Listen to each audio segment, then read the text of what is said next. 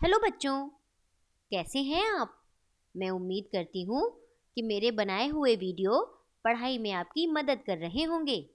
तो चलिए शुरू करते हैं आज का टॉपिक, जो है संयुक्त व्यंजन। बच्चों, आप व्यंजनों को तो आसानी से समझ जाते हैं, पर मुश्किल संयुक्त व्यंजनों को समझने में आती है ना? क्योंकि व्यंजन तो आसान होते हैं और संयुक्त व्यंजन क्या होते हैं, ये समझने में थोड़ी दिक्कत होती है। तो चलिए इस वीडियो में आपकी ये परेशानी या प्रॉब्लम हम दूर कर देते हैं। बच्चों, संयुक्त व्यंजनों को समझने के लिए ये वीडियो पूरी और ध्यान से देखिएगा, जिससे आपके सभी डाउट क्लियर हो सकें। तो चलिए शुरू करते हैं।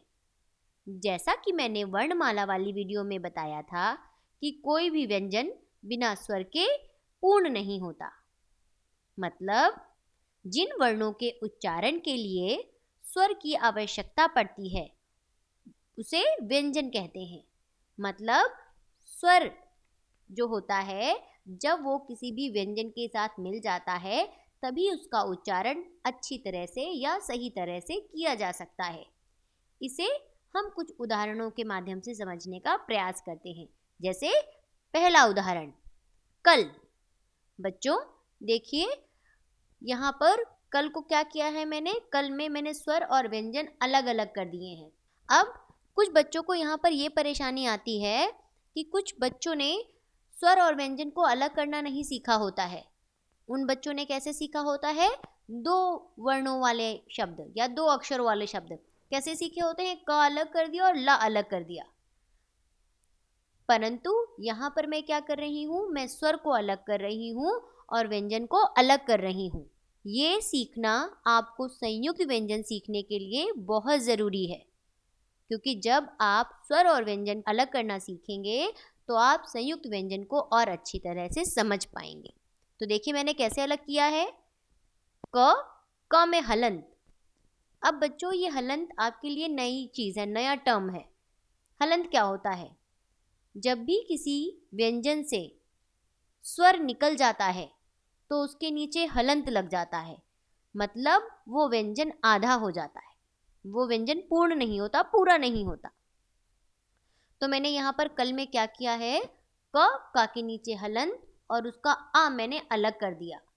फिर क्या किया, ला में हलंत प्लस अ। फिर मैंने यहाँ पर ल से उसका स्वर अलग निकाल दिया। जैसा कि मैंने आपको पहले ही बताया है कि वर्णों के उच्चारण के लिए स्वर की ज़रूरत होती ही होती है और हर एक व्यंजन में अ मिला ही रहता है। आप वर्णमाला में जो भी व्यंजन पढ़ते हैं, अगर वो पूरी तरह से लिखे हुए हैं मतलब उनमें अ मिला हुआ है, अगर उनमें आ निकल जाएगा तो वो हलंत के साथ लिखे जाएंगे। इसे हम एक और उदाहरण के माध्यम से समझते हैं। महल, इसको मैंने स्वर और व्यंजन कैसे अलग किए हैं, मा में हलंत प्लस अ प्लस ह में हलंत प्लस अ प्लस ला में हलंत प्लस अ। यहाँ पर देखिए मैंने मा, ह और ला तीनों में से स्वर अलग कर दिए हैं और म, ह और ला में क्या लगा दिया है, हलंत लगा दिया है। एक और उदाहरण के माध्यम से इसे हम और अच्छी तरह समझते हैं। आम। अब देखिए स्वर कभी भी टूटते नहीं हैं, स्वरों को आप अलग नहीं करते। क्यों? क्योंकि स्वर अपने मूल रूप में है तो वैसे का वैसा ही लिखा जाएगा। तो बड़ा आ प्लस मा में हलंत प्लस अ। यहाँ पर मैंने आ को नहीं तोड़ा है, बड़े आ को नहीं तोड़ा क्योंकि वो स्वर है, वैसे ही लिखा जाएगा। माँ में हलंत लगा के मैंने आ लिख दिया। तो बच्चों अब आपको स्वर और व्यंजन अलग करना अच्छी तरह से समझ में आ गया होगा और यह भी समझ में आ गया होगा कि किस प्रकार से हर व्यंजन में स्वर मिला रहता है या अ मिला रहता है, और अगर अ के अलावा कोई और स्वर मिलता है तो वो मात्रा का रूप ले लेता है। चलिए अब हम बात करते हैं संयुक्त व्यंजन की। संयुक्त व्यंजन कौन से होते हैं और कैसे बनते हैं, यानी इनकी रचना कैसी होती है। संयुक्त व्यंजन के नाम से ही पता चल रहा है, जुड़ना मतलब कंबाइंड होना। मतलब जो व्यंजन दो या दो से अधिक व्यंजनों के मेल से बनते हैं उन्हें हम संयुक्त व्यंजन कहते हैं। यानी जिन व्यंजनों में दो व्यंजन जुड़ जाएंगे उसे हम क्या कहेंगे? संयुक्त व्यंजन कहेंगे।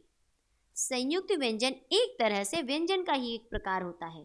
होता वो व्यंजन ही है लेकिन बनता वो दो व्यंजनों से है।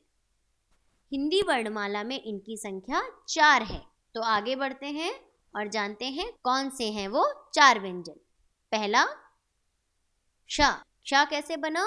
क हलंत प्लस श। श कौन सी? षटकोण वाली श है ये। फिर त्र। त्र किससे बना? त हलंत प्लस र। ये भी दो व्यंजन है देखिए। अगला ज्ञ। ज हलंत प्लस इया। उसके बाद श्र। श हलंत प्लस र। बच्चों यहाँ देखिए ये चारों ही संयुक्त व्यंजन दो व्यंजनों से मिलकर बन रहे हैं। लेकिन आपके मन में यहाँ पर एक डाउट आ रहा होगा कि मैंने एक व्यंजन में हलंत लगाया है और दूसरे व्यंजन में हलंत नहीं लगाया है। इसका मतलब यह है कि पहला व्यंजन स्वर रहित है यानी उसमें अ नहीं है और दूसरे वाले व्यंजन में अ जुड़ा हुआ है। इसको हम आगे समझने का प्रयास करते हैं।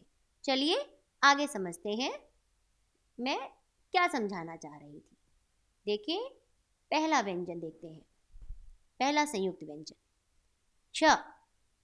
छ में मैंने पिछली बार क्या किया था? पिछली स्लाइड में श में हलंत नहीं लगाया था। यहाँ पर मैंने क और श दोनों को अलग किया है स्वर से। तो क हलंत प्लस श हलंत प्लस अ। यहाँ पर मैंने श से भी अ को अलग कर दिया है। दूसरा त्र। त हलंत प्लस र हलंत प्लस अ। यहाँ पर मैंने र से स्वर को अलग कर दिया है। तीसरा ज्ञ। ज हलंत प्लस इया हलंत प्लस आ। यहाँ पर मैंने इया से अ को अलग किया यानी स्वर को अलग किया। चौथा श्र। श हलंत प्लस र हलंत प्लस अ। यहाँ पर मैंने र से स्वर को अलग कर दिया। यानी यहाँ पर आप देख पा रहे हैं कि मैंने दोनों ही व्यंजनों से, यानी पहला व्यंजन तो हमारा स्वर रहित था, उसमें तो स्वर था ही नहीं, लेकिन दूसरे वाले व्यंजन से भी हमने स्वर को अलग करके आपको दिखा दिया है।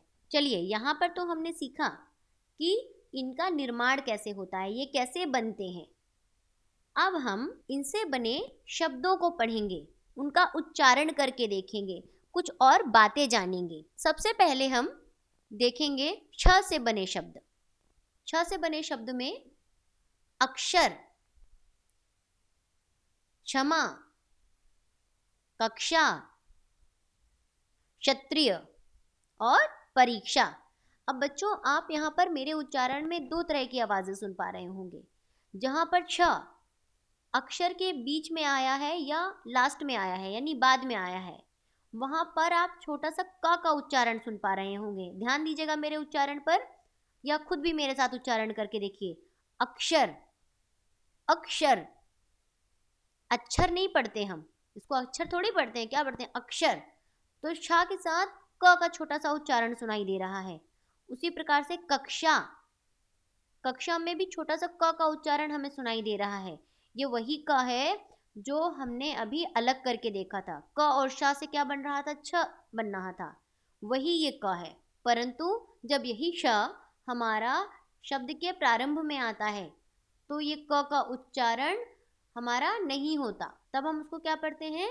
क्षमा, क्षत्रिय। तो एक ही छोटी सी बात थी जो मैंने आपके साथ शेयर करनी चाहिए। तो चलिए अब त्र के प्रयोग वाले शब्द देखते हैं, जिसमें किसी में त्र आगे भी होगा, किसी में बीच में भी होगा। तो पहला शब्द है त्रिशूल। दूसरा शब्द पत्र, मित्र, छात्र, शत्रु। देखिए यहाँ पर त्र पहले भी आ रहा है शब्द में और बाद में भी आ रहा है, लेकिन इसके उच्चारण में कोई फर्क नहीं होता।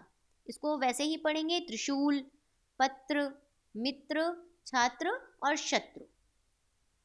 बच्चों यहाँ पर आपने श और त्र के प्रयोग वाले शब्द पढ़े और उनका उच्चारण जाना। अब हम आगे बढ़ते हैं और ज्ञ और श के प्रयोग वाले शब्द देखते हैं। सबसे पहले हम ज्ञ का उच्चारण देखेंगे और उससे बने शब्द जानेंगे। ज्ञ, ज्ञान, यज्ञ, विज्ञान, ज्ञानी, ज्ञाता। तो ये हो गया हमारा ज्ञ, ज्ञ हो गया उच्चारण और उससे बने शब्द हो गए ज्ञान, यज्ञ, विज्ञान, विज्ञान को हम साइंस बोलते हैं, ज्ञानी और ज्ञाता, ज्ञाता जो सब कुछ जानता हो। अब श से बने शब्द देखते हैं। श्रमिक, परिश्रम, श्रीमान, श्रम और श्रवण। इनके उच्चारण में भी कुछ फर्क नहीं होता, ये जैसे उच्चारित होते हैं वैसे ही लिखे जाते हैं। श्रमिक, परिश्रम, श्रीमान, श्रम और श्रवण। बच्चों, मुझे ऐसा लगता है कि अब तक आप सभी अच्छी तरह से समझ गए होंगे कि व्यंजन में किस प्रकार स्वर मिले रहते हैं, संयुक्त व्यंजन की रचना कैसे होती है यानी वो कैसे बनते हैं, इनका उच्चारण कैसे होता है और इनसे बने शब्द कैसे होते हैं या कौन से होते हैं। ये बात आपको अच्छी तरह से समझ में आ गई होगी। तो चलिए अब बारी आई हमारे होमवर्क की। होमवर्क क्यों ज़रूरी है? क्योंकि आपने इस वीडियो में जो भी सीखा है उसे एक बार रिवाइज करना बहुत ज़रूरी है। तो आपको करना क्या है?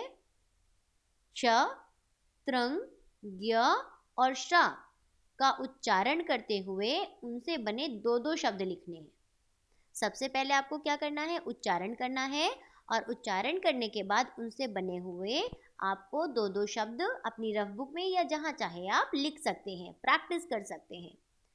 अगर आपको इस वीडियो में कहीं पर कोई चीज़ समझ में नहीं आई है या कोई परेशानी हो रही है तो आप अपनी परेशानी मुझे कमेंट बॉक्स में डाल सकते हैं। मैं आपको दोबारा समझाने का प्रयास करूंगी या आपकी समस्या हल करने का प्रयास करूंगी। बच्चों, आप सबको मेरा यह वीडियो कैसा लगा? अपने कमेंट बॉक्स में ज़रूर लिखिएगा। अगर आपको ये वीडियो अच्छा लगा हो तो मेरे चैनल को लाइक, सब्सक्राइब और शेयर भी ज़रूर कीजिएगा। हम आगे भी आपके लिए ऐसे ही शिक्षाप्रद और ज्ञानवर्धक वीडियोस बनाते रहेंगे। अगर आप किसी टॉपिक पे वीडियो देखना चाहते हैं तो प्लीज़ मुझे कमेंट बॉक्स में ज़रूर बताइएगा। धन्यवाद।